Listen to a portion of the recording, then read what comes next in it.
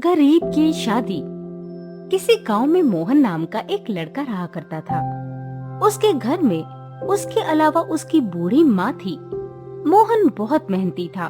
वो दिन भर काम करके पैसा कमाता था और अपना गुजारा किया करता था। एक दिन गांव के जमींदार ने गांव में घोषणा की कि जो कोई भी उसकी बेटी के लिए सुयोग्य वर लाएगा उसे इनाम दिया जाएगा।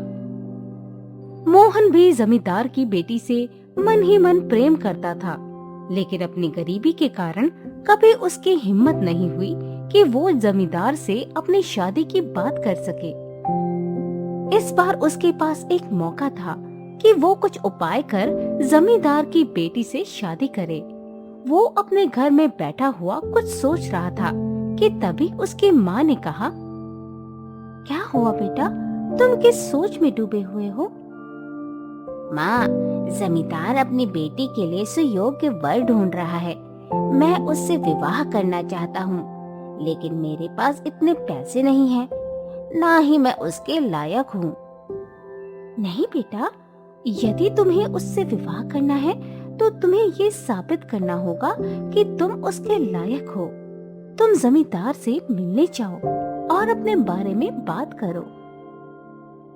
मोहन अपनी माँ की बात मानकर जमींदार के घर उसकी बेटी का हाथ मांगने पहुंचा। मोहन को देख जमींदार हंसते हुए बोला, ये क्या, शायद तुमने सुना नहीं था। घोषणा में कहा था सुयोग्य वर, गरीब और अयोग्य वर नहीं। जमींदार की बात सुनकर वहाँ खड़े सभी लोग उस पर हंसने लगे। मोहन ने कहा, आप मुझे एक मौका दीजिए, मैं आपकी बेटी को खुश रखूंगा। मोहन की बात सुनकर जमींदार ने कहा, ठीक है, मैं तुम्हें 1 महीने का वक्त देता हूँ।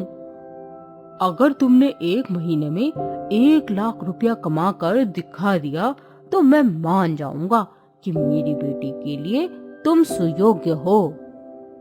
ठीक है, मुझे मंजूर है। मोहन वहाँ से चला गया, लेकिन उसे समझ नहीं आ रहा था कि वो 1 महीने में 1 लाख रुपए कहाँ से लाएगा। वो अपने घर आ गया। माँ, मैं कुछ दिन के लिए शहर जा रहा हूँ, आप अपना ख्याल रखना। मोहन ने जरूरत का सामान लिया और अपने घर से शहर के लिए निकल गया। शहर आकर उसने काम खोजना शुरू किया।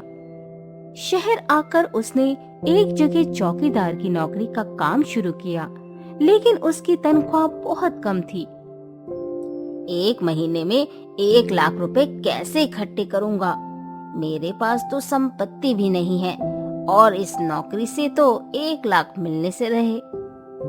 मोहन बस बैठा सोच ही रहा था कि तभी उसने देखा कि कुछ लोग एक छोटी बच्ची का अपहरण करने की कोशिश कर रहे हैं।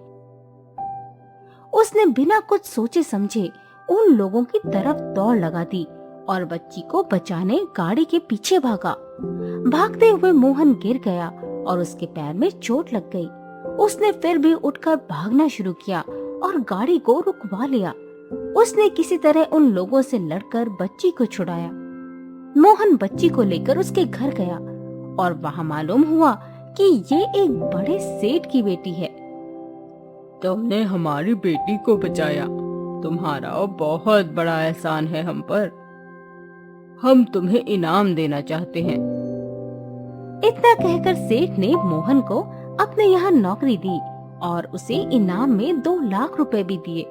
मोहन खुश होकर अपने गांव लौट आया और जमींदार के सामने उसकी बेटी के लिए विवाह का प्रस्ताव रखा। जमींदार मोहन की सारी बात सुनकर समझ गया कि मोहन ही उसकी बेटी के लिए सुयोग्य वर साबित हो सकता है। उसने बड़ी धूमधाम से अपनी बेटी का विवाह मोहन से करवा दिया।